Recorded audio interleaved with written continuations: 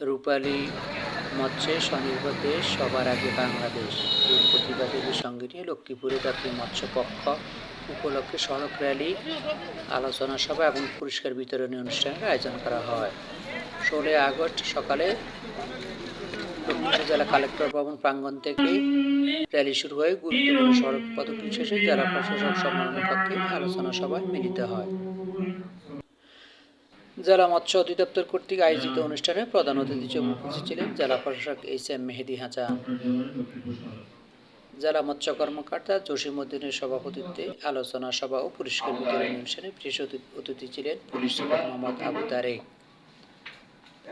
Civil surgeon doctor Baharur Alam, অতিরিক্ত জেলা প্রশাসক সম্রাট কিশা, জেলা সমাজসেবা অধিদপ্তরের উপপরিচালক স্বপন কুমার হালদার, জেলা মৎস্য অধিদপ্তরের সিনিয়র সহকারী পরিচালক লুৎফুর রহমান। আলোচনা সভা শেষে মৎস্য চাষে অবদান রাখায় 5 জন মৎস্য চাষী, 1 জন মৎস্য উদ্যোক্তাকে সংবর্ধনা হিসেবে ক্রেস্ট এবং সনদপত্র তুলে দেন অতিথিবৃন্দ।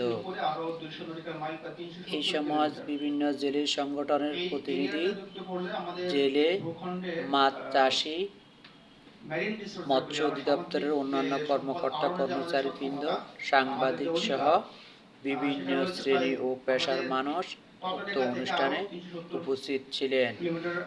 সবাই বক্তারা মৎস্য চাষের বিভিন্ন দিক তুলে ধরেন এবং মৎস্য সম্পদ উৎপাদন বৃদ্ধিতে সকলের সহযোগিতা কামনা করেন। রবিউল ইসলাম খান, ডেস্ক রিপোর্ট, গ্রামীণ কণ্ঠ, লক্ষ্মীপুর।